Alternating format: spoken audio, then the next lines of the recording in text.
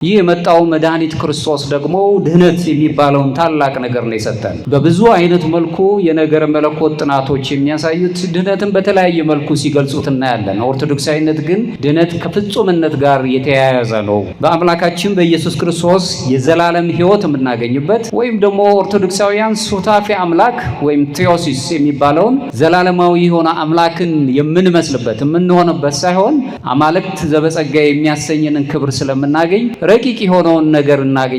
በእነዚህ ሶስት ነገሮች ላይ እንደ እግዚአብሔር ፈቃድ እግዚአብሔር ያስተምረናል። ፍቅር፣ ምሕረት፣ ድህነትን እንደዚሁ በኦርቶዶክሳዊ መንፈሳዊ ሕይወት ውስጥ ማለት ነው። በዚሁ እንግዲህ ኦርቶዶክሳዊ መንፈሳዊ ሕይወት ውስጥ ማዕከል የምናደርገው የሰው ልጆች ድህነት የሚባለውን በምድር የተገለጸውን ራሱ ፍቅር ያለበት ድህነት ወይም ደግሞ የነገረ ድህነት ትምህርት ውስጥ የሚገለጽ ማዕከልን እናያለን። ፍቅር ራሱ የቻለ ጥበብን፣ ማስተዋልን ወይም ደግሞ ረቂቅ የሆነውን ሕሳቤን የሚገልጽልን ነው። ምድር ላይ ከሚነገሩት የፍቅር አይነቶች ይለያል። በዚሁ እንኳን ብንመለከት ሊቃውንት ሲናገሩ ፍቅር ማለት በልቦና ላይ የተተከለ የመውደድ ኃይል ነው ይሉናል። ይህንን ማየት የምንችልበት ነው። ክርስቶስ እንዲሁ ከዓለም ወደ ዓለም የመጣበትን ስንመለከት የክርስቶስን ስራ የምናየው ከፍልስፍናዊው አንጻር አይደለም፣ ወይም የሥነ ምግባርን ነገሮች ለመፈጸም አይደለም። ክርስቶስ ወደኛ የመጣው በዚህች ይልቁንም ወደ ምድር የመጣበት ታላቁ ነገር የሰው ልጆችን ማንነት ለመጠገን ነው። ምክንያቱም ሰውነት በአዳም ፈርሶ ነበር። በዳግማዊው አዳም በክርስቶስ ደግሞ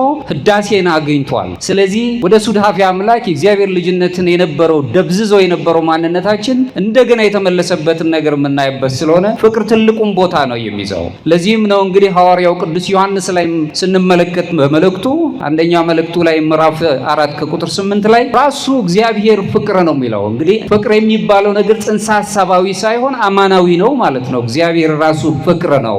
ፍቅር ስለ እውነትም የሚገለጽ እንደሆነ እናያለን። ስለዚህ በእውነተኛው ፍቅር ውስጥ የሚኖር ሁሉ በእግዚአብሔር ዘላለማዊ ፍቅር ውስጥ ወይም በእቅፉ ውስጥ ይኖራል። በእውነተኛው የፍቅር ቋንቋ ውስጥ የሚኖር ሰው አሁን ዓለም በሚነግረን አይነት መጠን ሳይሆን ፍጹም የሆነ ራስን አሳልፎ በመስጠት ያለ ፍቅር ውስጥ የምንኖር ከሆነ እግዚአብሔር ዘላለም በሚሰጠን ፍቅር ውስጥ እንድንኖር እድሉን እናገኛለን። በኦርቶዶክሳዊ መንፈሳዊ ሕይወት ውስጥ ፍቅር ስሜታዊ አይደለም። በስሜት የሚነገር በስሜት የምናስበው ነገር አይደለም። መስዋዕትነት የሚጠይቅ ልዩ የሆነ በህብረት ውስጥ ያለ ፈውስ የሚያለበት የሚጠግን የነፍስ ቁስልን ሊያደርቅ የሚችል ትልቅ ኃይል አለው። ምሕረት መለኮታዊ ፍቅርም አለው። ፍቅርህን ካለን ምሕረት በራሱ ደግሞ መለኮታዊ ፍቅር አለው። በተግባር የሚገለጽ መንገድም ሲሆን በራሱ ድህነት ደግሞ በፍቅሩ አማካኝነት እግዚአብሔርን ወደምንመስልበት በመለኮታዊ ባህሪው እሱን ልንመስል እንደጠራን ወደ እሱ የምንመስልበት ወደ አንድነቱን ፍሬ እንሄዳለን። ይህንን የምናስብበት ነው። ቅዱስ ዮሐንስ አፈወርቅ በአምስተኛው ክፍለ ዘመን ላይ ከተነሱት አባቶች መካከል አንዱ አባት ሲናገር ምን ይላል? ክርስቶስ በቤተ ክርስቲያን ደጃፍ ወይም በበሩ ዛፍ በበሩ አካባቢ መጻተኛ ለማኝ ሆኖ ካላገኘኸው በመቅደሱ መንበር ውስጥ አላገኘኸውም ይለናል። ምክንያቱም ለነዚህ ታናናሾቹ ያደረጋችሁት ለኔ አደረጋችሁት ይለናል። በታናናሾች ብለን በምድር ላይ እንደ ታናናሽ ሆነው የሚገለጹትን ራሱ ምሳሌ አድርጎ እሱን አስመስሎ ለነዚህ ያደረጋችሁት ለኔ ያደረጋችሁ ይላል። ስለዚህ ቅዱስ ዮሐንስ አፈወርቅ ራሱ መድህን ክርስቶስን በቤተ ክርስቲያኗ ደግኘቷ በር ላይ ለማኝ መጻተኛ ሆኖ ካላገኘኸው በመንበሩ ላይ በዛ ጽዋው ባለበት ስፍራ ላይ አላገኘኸውም ይላል። ስለዚህ በምድር ላይ ያሉት ሁሉ እኛ እሱን እንድንመስል እንዳከበረን እናያለን። ምሕረቱን የሰው ልጆች የልጅነት ክብር እግዚአብሔርን ወደ መምሰል እንድንቀርብ አደረገን። አዎ ስንጠመቅ የእግዚአብሔር ልጅነት እናገኛለን። ለዚህ ነው በነገረ መለኮት ትምህርት ውስጥ የመንፈሳዊ ሕይወታችን ቅኝት በእምነት ይጀምርና ፍጻሜው ግን በእውቀት ሳይሆን በፍቅር ያልቃል፣ በፍቅር ይደመደማል። ሰዎች በዓለም ላይ እውቀትን አግንነው ይዙታል። በኦርቶዶክሳዊ ዓለም ምንም እንኳን እውቀት መልካም ቢሆንና ተገቢ ቢሆንም እውቀት ብቻውን ግን ፍጻሜ ሊሆን አይችልም። የፍጻሜያችን ሂደት ግን ሊሆን የሚችልባቸው መንገዶች አሉ። ለዚህ ነው ኦርቶዶክሳዊነት እውቀትን ከጥበብ ጋር ነው የምትገልጸው። እውቀት አይምሯዊ ነው፣ ጥበብ ማስተዋል ግን ለባዊ ነው፣ ልብን የሚመግብ ስለሆነ ይንተያታል። ስለዚህ እምነታችንን በእምነታችን ስንጠመቅ የእግዚአብሔር ልጅነታችን አሁን ያገኘነውን የእግዚአብሔር ልጅነት በሂደት ደግሞ እግዚአብሔር ደረጃ በደረጃ እግዚአብሔርን ወደ መምሰል ወይም ሱታፌ አምላክ ወደ ማግኘት በፍቅር እንደመድዋለን። የአፍቃሪ ልቦናችንን ይዘን መሄድ አለብን ነው። ለዚህም ነው እንግዲህ አሁንም ቅዱስ ባስልዮስ የተባለው የቤተክርስቲያን አባት ሲናገር መልካም ለማድረግ እንደ መዘጋጀት ያለ እግዚአብሔርን ለመምሰል የሚቀርብ ምንም ነገር የለም ነው። መልካምነት ሰው የተፈጠረው መልካም እንዲያደርግ ነው። ማድረግ አንችልም። አለመፍቀር ወይም ደግሞ ይቅር አለማለት አንችልም። ሰዋዊው ጠባይ ስለተጫነን ብቻ ነው። ሰዎች ሲፈጠሩ እግዚአብሔርን መስለው እንዲኖሩ ነው። አፍቃሪዎች እንዲሆኑ፣ የፍቅር ሰዎች እንዲሁም የድህነት ሰዎች እና ይቅር ባይ ሰዎች እንዲሆኑ ነው ያደረገው። ቅዱስ ባስልዮስ ይህንን ሲናገር በዚሁ አንቀጹ ላይ ምሕረት የሚባለው ይቅር ማለትን ወደ መለኮታዊው ባህሪ ሱታፊያነት ወደ አማልክት ዘበጸጋ ወይም ታናናሽ አማልክቶች ትሆናላችሁ የተባለውን ያንን ክብራችንን ሰውነታችን ራሱን የቻለ በምናስበው መጠን ብቻ ሳይሆን ከፍ ብሎ አዳም ከኛ እንዳንዱ ሆነ ብሎ አምላክ እንደነገረን በኋላ በእርግጥ ጊዜ ወደ አምላካችን ወደ ላይ እንደወጣ ፍቅር፣ ምሕረት፣ ድህነት በኦርቶዶክሳዊ መንፈሳዊነት ሕይወት ውስጥ ሁላችንም እንግዲህ በዚሁ ምሕረት በሚባለው ታላቅ ቃል ቅዱስ ባስልዮስ ከሚያስረዳን አንዱ ታላቁ ነገር የእግዚአብሔር ልጅነት ካገኘን በኋላ አሁን የሚጠብቀን እግዚአብሔርን መምሰል ነው። እዚያ ውስጥ የምንሄድበት ነው። ክርስቲያን ንጹሕ በሆነ ርኅራኄ ይቅር ባይነትና በትህትና መስዋዕትነት መኖር ሲጀምር እግዚአብሔርን ወደ መምሰል እያደገ ይመጣል። ቀስ በቀስ እግዚአብሔርን የምንመስልበት ታላቁን ነገር እናገኛለን። እንዲያውም እኛ የምስጢራት ተካፋዮች ነን። በምስጢር ውስጥ የምንኖር የቤተክርስቲያን ምስጢራት ተካፋይ ሰዎች ነን። በተለይ ኦርቶዶክሳውያን በዚህ ውስጥ ስንመለከት ምን ጊዜም እምነታችንን የምንጀምረው ወይም ደግሞ ህይወታችን የሚጀምረው በማመን ነው። ከዛም በኋላ መጨረሻችን ግን የሚሆነው ብዙ ሂደቶች ሄደን በፍቅር እንደመድማለን፣ የፍቅር ሰዎች እንሆናለን እሱን አምላካችን ስለምንመስል። ለዚህም ነው እንግዲህ ክርስቶስ ራሱ ከሚያሰቃዩት ከድሆች ጦም አዳሪዎች ወገኖቻችን፣ ከታሰሩትና ከታረዙት ሰዎች፣ ከገፏቸው ምንም ነገር ከሌላቸው ከሚባሉት ሰዎች መካከል ወንጌሉን ስንመለከት በዘመነ ስጋዊው ያሳልፍ የነበረባቸው ማህበረሰቡ በጣም የናቃቸው ምንም ነገር የላቸውም የሚባሉ ታናሽ ብለው ስርዓት በራሱ ታናሽና ታላቅ አድርጎ የቀረጻቸው እነዚህ አይነት ሰዎች ጋር መካከል እንደነበረ ይህ የሚያሳየን ምንድነው? የመጣው አምላካችን የወደቁትን ሊያነሳ እንደሆነ፣ ያዘኑትን ሊያጽናና እንደሆነ መመልከት እንችላለን። በዚህ ምክንያት ውስጥ ኦርቶዶክሳዊ መንፈሳዊነት አምላካችን ኢየሱስ ክርስቶስን መስለን በፍቅርን ምሕረትን ይዘንና የድህነት ሰዎችን ይዘን አይደል በምድር ላይ ሳለን እነዚህ ሶስቱ ሳይነጣጠሉ በአንድነት ይዘናቸው የምንይዛቸው ነገሮች አሉ። እነዚህን ሶስቱ ነገሮች ለማስገንዘብ ነው ፈልገው። ሶስቱን ነገር እግዚአብሔርን በፍቅርና በምሕረት የሚገለጽ ታላቅ ምንጭ ስለሆነ እሱን ማየት እንጀምራለን። ምሕረት በመለኮታዊ ፍቅር ውስጥ እንዴት ይገለጻል? እሱን ለማየት እንሞክራለን። ሌላው ድህነት በፍቅር አማጋኝነት ከእግዚአብሔር መለኮታዊ ባህሪ ጋር ተሳታፊዎች እንዴት እንደምንሆን ሶስቱ ነጥቦች ለማየት እንሞክራለን። እግዚአብሔር ፈቃድ እግዚአብሔር ይገለጽልን። የመጀመሪያው እግዚአብሔር የፍቅርና የምሕረት ምንጭ ነው። ሰዎች አይደል ከሰው አይደለም ይዘው ከፍጥረታት አይደል የተማርነው ከአምላካችን ነው ፍቅርን የተማርነው። ዝም ብሎ ወደደን እኛ ሳንወደው፣ ዝም ብሎ ይቅር አለን የይቅርታ ሰዎች ሳንሆን እሱን የምናይበት ነው። መላው ሰው ልጆች የድህነት ታሪክን ስንመለከት የሚጀምረው የእግዚአብሔር መሐሪን ፍቅርን መማር እንዳለብን የሚያስገነዝብ ነው። ለዚህም ነው መዝሙረኛው ዳዊት በመዝሙር 145 ከቁጥር 8 ላይ እግዚአብሔር ርኅሩህና መሐሪ ነው፣ ከቁጣውም የራቀ ምሕረቱም ብዙ ነው ይለናል። ይህም ብዙ ጊዜ ደጋግመነዋል። ከልብ ግን እንደ ኦርቶዶክሳዊ መንፈሳዊነት ማየት አለብን። ይቅር ባይ የሆነ አምላክ ያለው ሰው ልቡ ይቅር ማለት አለበት። እግዚአብሔር ከቁጣው የዘገየ ምሕረትን የሚሰጥ ምንም እንኳን እኛ ለይቅርታው የሚሆን ነገር ማንሰራ ቢሆንም እንኳን ይቅር ብሎ የወደደንን እግዚአብሔር የወደደውን ማንም ሰው ከዚህ ፍቅር ማውጣት አይችልም። እኛም እሱን የምንመስለው አፍቃሪዎች መሐሪዎች ስንሆን ነው። እሱን ማየት የምንችል ስለሆነ ነው። በኦርቶዶክሳዊ ነገር መለኮት ትምህርት ውስጥ የምናየው ለወደቀው ሰው የሰው ልጅ የተገለጠ መለኮታዊ ፍቅርን በደንብ እናያለን። ለወደቀው ሰው ከአዳም ጀምሮ ለወደቀው ያንን እንመለከታለን። ለዚህም ነው ዮሐንስ ወንጌል ቅድም ያነበብኩት ምዕራፍ 3 ከቁጥር 16 ላይ በእርሱ የሚያምን ሁሉ የዘላለም ሕይወት እንዲኖረው እንጂ እንዳይጠፋ እግዚአብሔር አንድያ ልጁን እስኪሰጥ ድረስ ይህንን ዓለም እንዲሁ ወዶታልና ብሎ ይነግረን። እንዲሁ ነው የወደደን፣ እንዲሁ አፈቀረን። ስለዚህ በዚህ ፍቅር ውስጥ እንድንኖርና የመጨረሻው እሱን እንድንመስል ይፈቅዳል። ለዚህም እንግዲህ ቅዱስ ዮሐንስ በዚሁ አትናቴዎስ ላይ ቅዱስ አትናቴዎስ ዘእስክንድርያው ሲናገር ሁልጊዜ የሚያነሳው ስለ እግዚአብሔር ፍቅርና ነገረ ድህነት ወይም ደግሞ የምህረት ቋንቋን ሲናገር እኛ የሰው ልጆች አማልክት ዘበጸጋ እንባል ዘንድ እርሱ መድኃኒት ክርስቶስ ቃል ወልደ እግዚአብሔር ሰው ሆነ ነው፣ እኛን ሆነ ነው። እኛ እሱን መስለን አማልክት ዘበጸጋ እንባል ዘንድ ይህንን የመሰለ ሳንወደው የወደደን አምላክ ፍቅርን የሰጠን አምላክ እሱ የድህነት ቋንቋችንን ወድቀን የነበርን ወደ እግዚአብሔር እሱን እንድንመስልጠን ያንን መለኮታዊ ባህሪ ተሳታፊ እንድንሆን አደረገን። ቅዱስ አትናቴዎስ የሚያነሳልን ይሄ ነው። ክርስቲያን ምሕረት ብሎ ሲያነሳ ሰብአዊነትን ሲመለከት ሁሉን ያለ ጎጥ የሚመለከት ነው። ሰው ሆኖ ተፈጥሮ ብዙ ሰው አሁን ትመለከቱ እንደሆነ በዘመናችን ሰው የሚባል ማንነት ተሰጥቶን ተፈጥረን ወንዝ ሆነን ለመሞት እየተዘጋጀን ነው።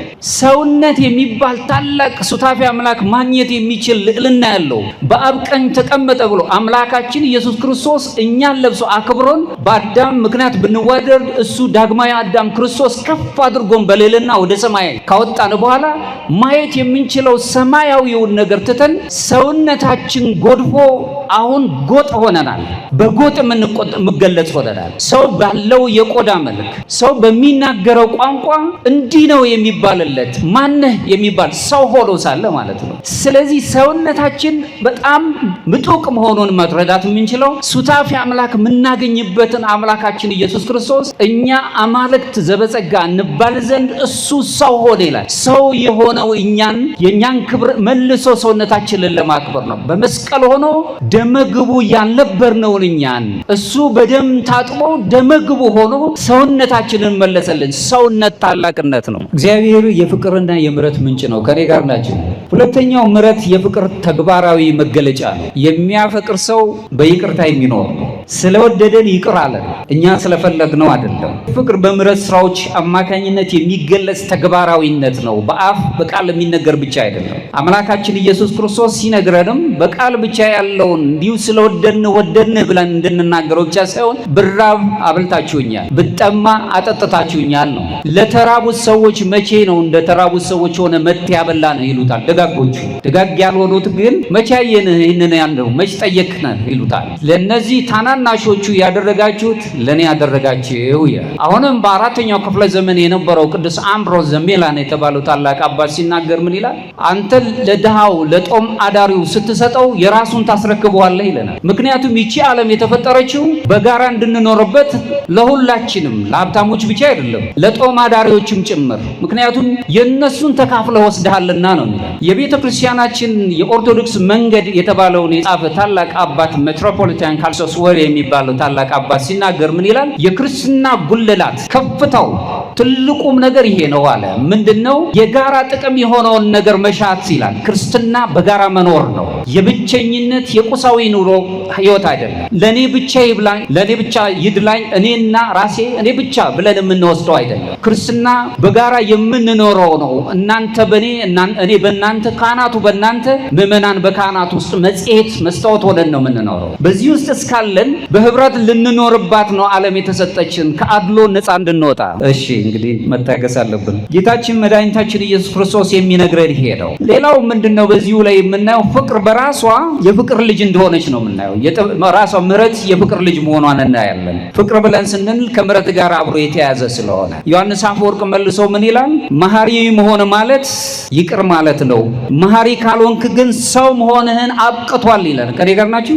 መሐሪ ያልሆነ ሰው ሰውነቱን ትቶታል። ዝም ብለን መሐሪ መሆን ይቅር ማለትን መቻል። ደጋጎቹ ያደረጉት ይሄንን ነው። ይቅር ማለትን መቻል አለብን። ይቅር ማለት ማችል መሐሪ መሆን ካልቻልክ ግን ሰውነትን አውቆማል። ሰውነት የሚባል ነገር የለህም ነው የሚለው። የሐዋርያን አበው ትምህርት ውስጥ ስናይ ጥበብ በምህረት ውስጥ በፍቅር ውስጥ የተገለጸበት መሆኑን እናያለን። እውነተኛው ደግሞ ጥበብ እግዚአብሔር ነው። እግዚአብሔር የምንመስልበት መልክ መልሶ የሚታደሰው አፍቃሪዎች ይቅር ባዮች መሆን ስንጀምር ነው። የይቅርታ ዓለም ይቅርታ የሚባለው ቋንቋ በቃላት ካልሆነ በስተቀር በተግባር ለማየት ለማግኘት በጣም በችግር ላይ ነው ያለነው። ሰዎችን ይቅር ማለት መቻለን፣ አገኘም ማጣም ይቅር ማለትን መቻለን። ኦርቶዶክሳዊ መንፈሳዊነት ውስጥ ድህነት ራሱን የቻለ ድህነት የምንለው ነገረ ድህነት የምናስብበት ለባልንጀራ የሚኖረን ፍቅር ጋር የማይነጣጠል ሆኖ ነው የምናየው። አፍቅር ቢጸከ ከመ ነፍስከ፣ አንተን ለነፍስ በምታስበው ወይም ለነፍስ በሚያስፈልጋት ቋንቋ ሌላውንም ወንድምህንም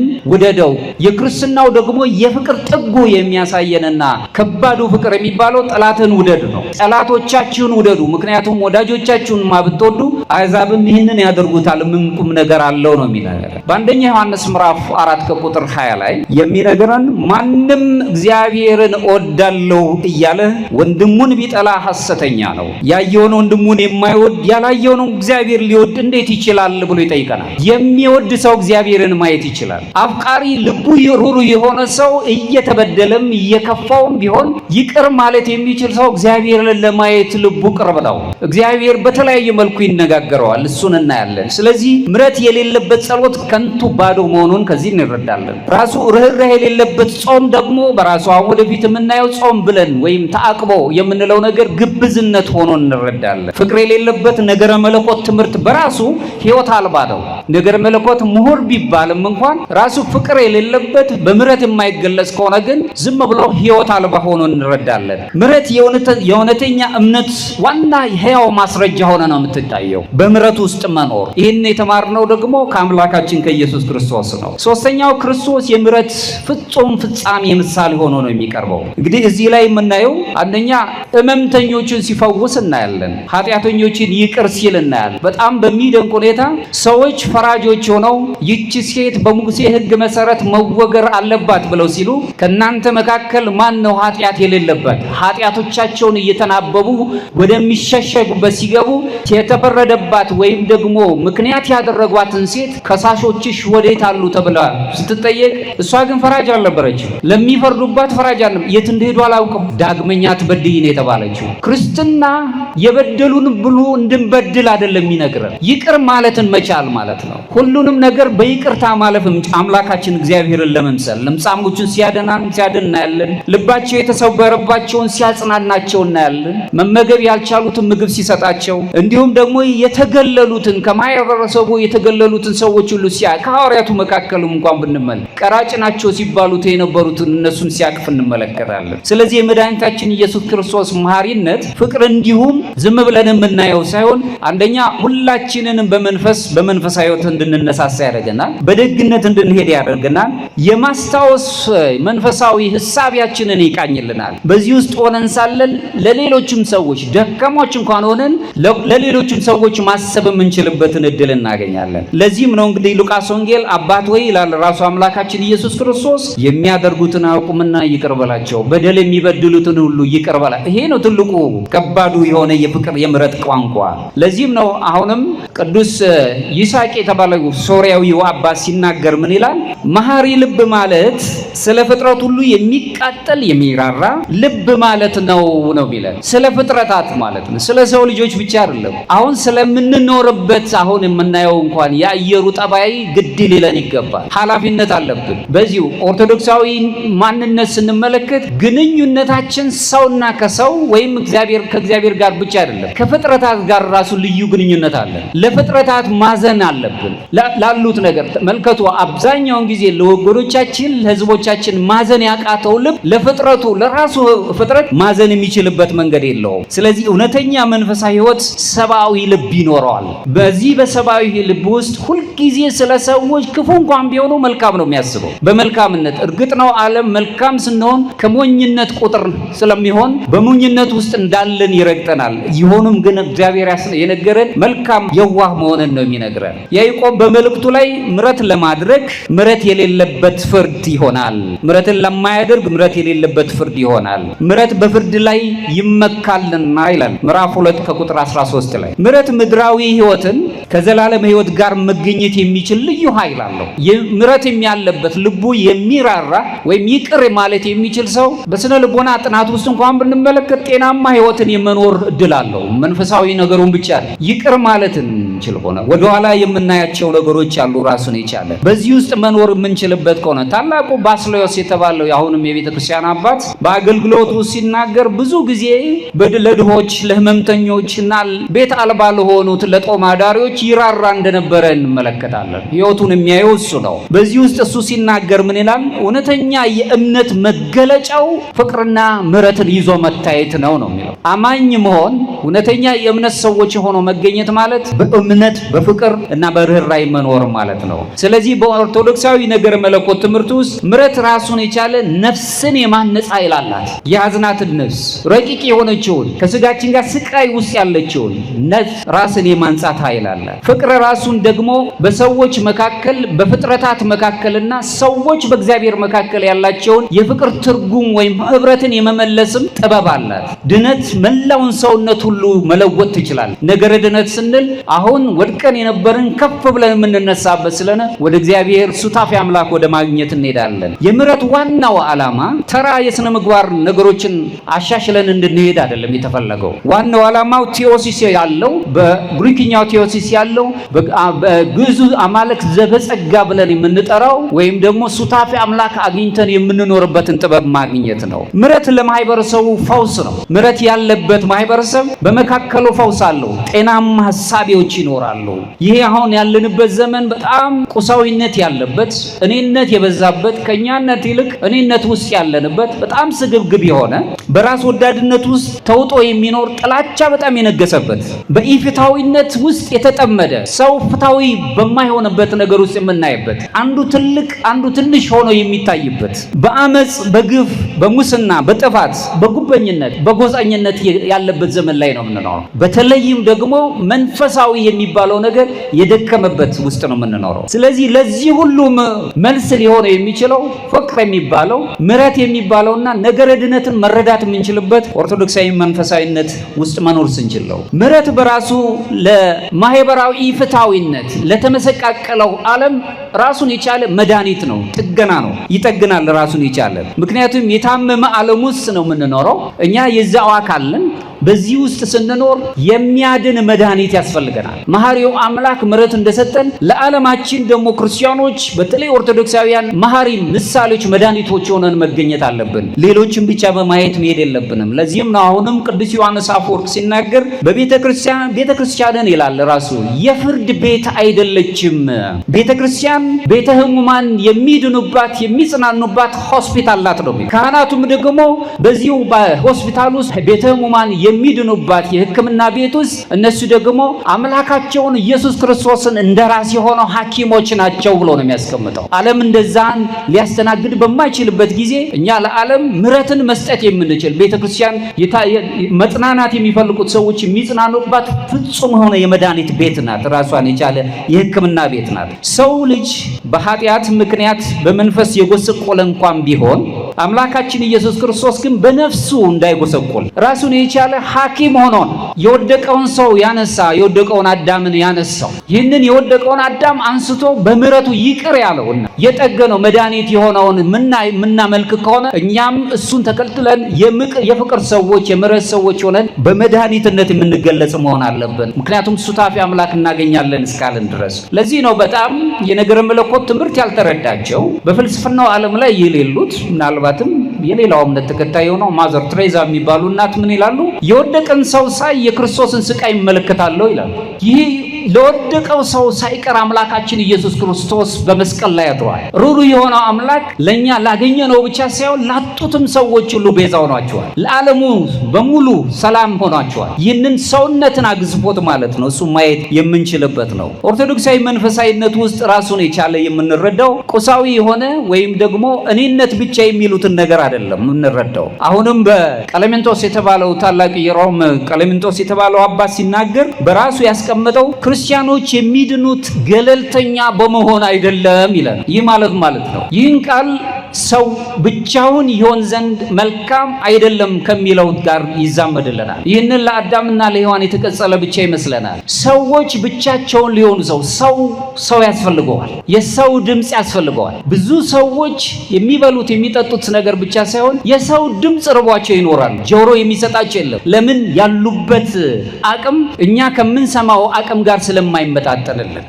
ስለዚህ በዓለም ላይ በጣም አድሎ ስለሚሰፋ ጆሮ ይናፍቃቸዋል። የሚያዳምጣቸው ይፈልጋሉ። የሚያዳምጠን እኛ እንደምንፈልግ ሁሉ ቅዱስ ገብርኤል ስማኝ የምፈልገውን ፈጽመልኝ እንደምንል ሁሉ ሰዎች ሰው ይርባቸዋል፣ ይጠማቸዋል፣ እንዲያዳምጧቸው ይፈልጋሉ። ይህንን ማሟላት ማለት የፍቅር እንዲሁም የምሕረት ሰዎች ሆኖ መገኘት ማለት ነው።